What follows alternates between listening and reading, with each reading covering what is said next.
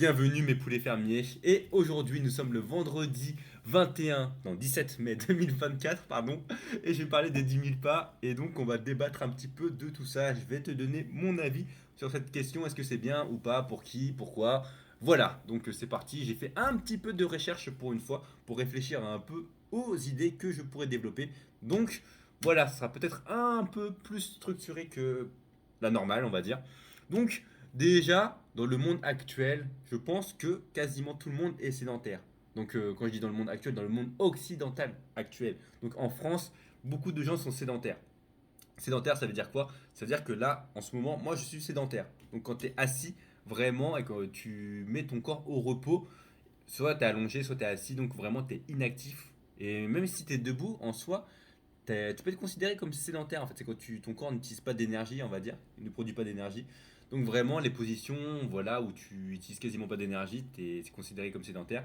Et je pense, bon, je ne sais plus les statistiques exactes, je vais te sortir ça de mon chapeau et de mon cerveau, mais on est beaucoup à utiliser les transports en commun, on est beaucoup à être assis, on est beaucoup à, même quand on rentre chez soi, voilà, on mange assis, on mange aussi le midi assis, tu manges peut-être ton petit déj assis, donc tu es beaucoup assis, et je crois que j'avais vu une étude qu'on est au moins assis 10 heures dans la journée, voire plus.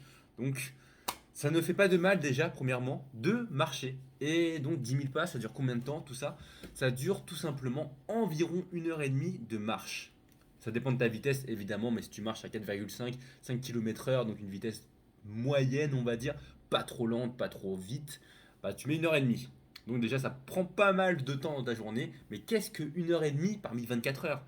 Comme je l'ai dit, en fait on est trop sédentaire. Donc après t'es pas obligé de faire 1 heure et demie d'affilée, ce qui veut dire que tu as le droit de faire par exemple 15 minutes par-ci le matin, 15 minutes pendant ta pause du midi, 15 minutes en rentrant le soir et peut-être 45 minutes quand tu as du temps. Voilà, donc tu peux marcher tout au long de la journée, tu n'es pas obligé de le faire d'affilée. Donc finalement, ça se fait. Donc tu fais les 10 000 pas, si tu les cumules intelligemment, ça peut se faire, voilà. Et donc j'avais vu dans un podcast avec Tai Lopez, justement, qu'il avait dit qu'il fallait 3 heures de mouvement par jour.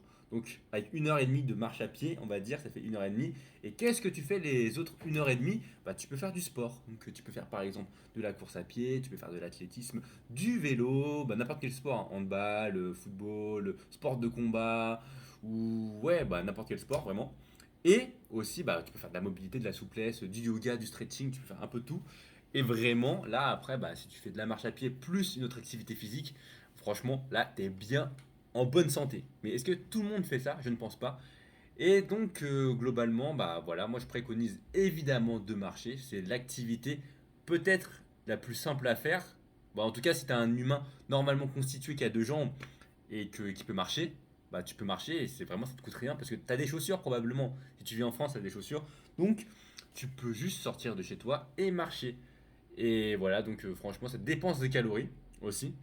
C'est sous-coté parce que tu marches pendant 1 heure. Bon, ça dépend de ton poids, ça dépend de ta masse musculaire, ça dépend de ta vitesse de marche, ça dépend de plein de facteurs. Parce qu'évidemment, si tu marches très lentement, moyennement vite ou vite, tu vas pas dépenser les mêmes calories. Et donc, si tu es un mec bah, voilà, qui a de la masse musculaire et qui, plus tu as de la masse musculaire, plus tu as dépensé de calories. Donc, ça peut être une très bonne combinaison, on va dire, avec la musculation si tu en fais, pour sécher et donc pour avoir un physique plus sec, pour perdre un peu de gras. Et en plus, ce qui est bien avec la marche, avec la, j'allais dire avec la course à pied, avec la marche, c'est que ce n'est pas du tout violent et traumatisant pour les articulations. Tu peux marcher en illimité. Bon, quand je dis en illimité, tu vas pas non plus marcher 10 heures par jour, mais si tu marches 5 heures, 10 heures, 5 heures par jour, bon, j'avoue que même si t'es pas habitué, bah, ça peut quand même être difficile, mais si tu marches 1 heure par jour ou 1 heure et demie, tu ne risques rien. Franchement, après j'avais vu des études comme quoi, oui, après 8 000 pas, tu peux. Il n'y a pas beaucoup de bénéfices, mais franchement, la marche, c'est pas violent pour les articulations. Franchement, il n'y a que des bénéfices de mon point de vue. Et après, j'avais vu aussi des gens qui disaient, ouais, bah, tu peux marcher 15 000, 20 000 pas. Bon, chacun voit ça à sa sauce. Personnellement, moi, je te dis, marche autant que tu peux. Même marche 25 000 pas, 30 000 pas si tu le souhaites. Sauf que c'est très, très consommateur en temps. Et oui, comme je l'ai dit, bah, en fait, pour faire 10 000 pas, déjà, il faut 1 heure et demie. Donc si tu veux faire 20 000 pas, bah, il te faudra 3 heures. Et je ne pense pas que tout le monde ait envie de marcher pendant 3 heures. Donc je vais te donner une petite astuce gratos qui n'est pas beaucoup utilisée dans les vidéos YouTube ou dans les articles sur internet. Et c'est simplement de faire du rucking. Donc le rucking, qu'est-ce que c'est? C'est de la marche avec du poids en plus. Donc tu mets par exemple, tu prends un sac, tu rajoutes 5-10 kilos au début, bon ça dépend de ton niveau, mais si tu es déjà en surpoids, bon évite de faire du rucking, ça ne sert à rien parce que le rucking que tu fais en étant en surpoids, il est déjà là, il est naturellement là. Donc si tu es par exemple quelqu'un voilà, d'athlétique ou un peu fin et que tu veux augmenter ta difficulté de marche, tu rajoutes un peu de poids sur toi. Au début, ne rajoute pas trop. C'est-à-dire qu'au début, en fonction de ton niveau, si tu es sportif ou non, tu peux rajouter environ maximum 10%. Après, quand ton corps s'habitue, tu rajoutes au fur et à mesure. Donc, qu'est-ce que je préconise pour les 10 000 pas? Vraiment de le faire tous les jours. Parce que tout simplement, j'avais vu des vidéos sur YouTube ou des gens qui en parlent. Ils ont essayé de faire les 10 000 pas pendant un mois, une semaine, 2 semaines. Et après, bon, je sais pas s'ils ont continué à faire les 10 000 pas, mais je ne pense pas. Probablement. Mais voilà, si vous faites les 10 000 pas, essayez de les faire tous les jours.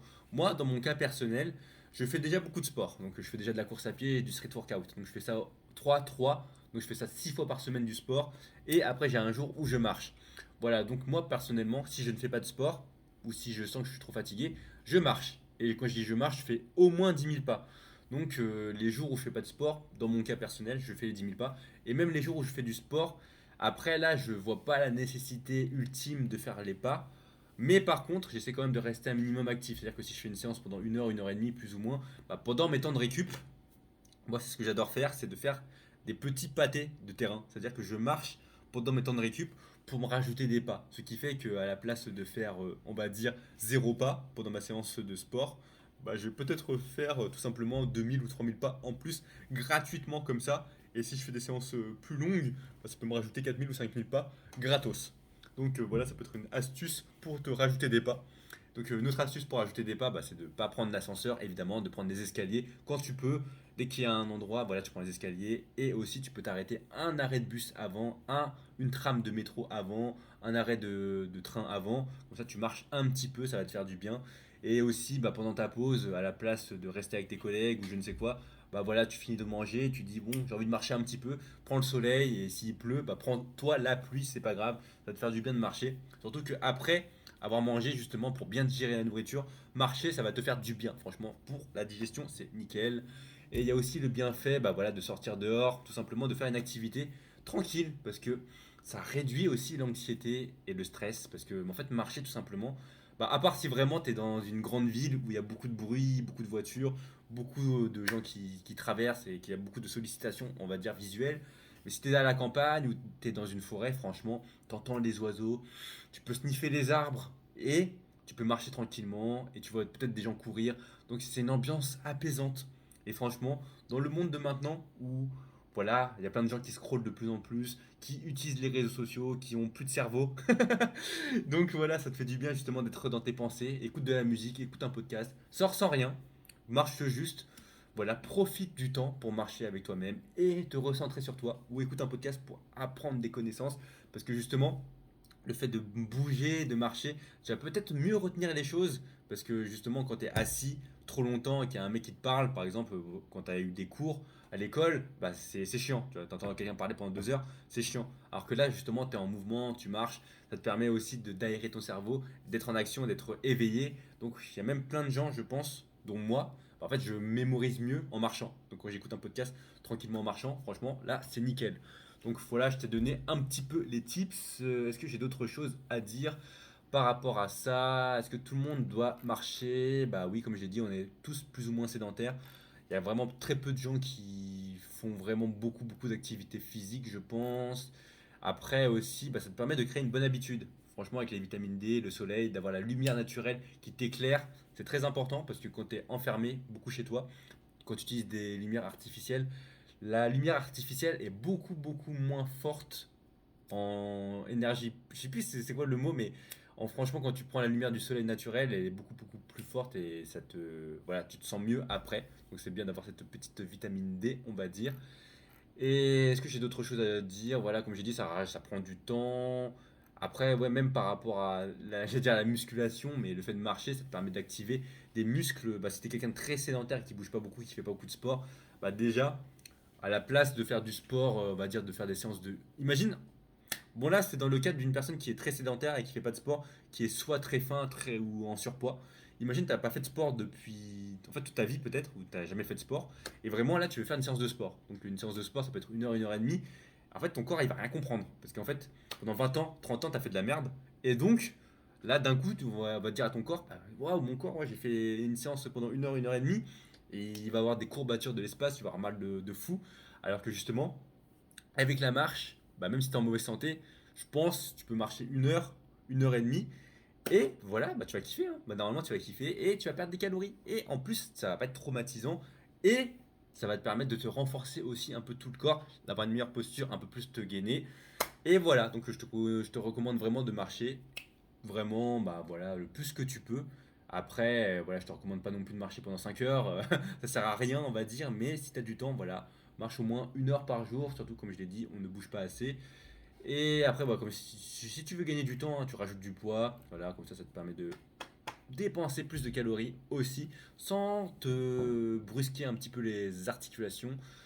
Et voilà, hein, donc c'était à peu près tout pour mon avis sur les 10 000 pas. Et voilà, hein, donc je vais m'arrêter là, je vais pas redire 150 milliards de fois les mêmes choses. J'espère que la vidéo t'a plu, n'hésite pas à liker, partager et à commenter, voilà, si ça t'a plu. Et je te dis à bientôt pour une prochaine vidéo. Salut!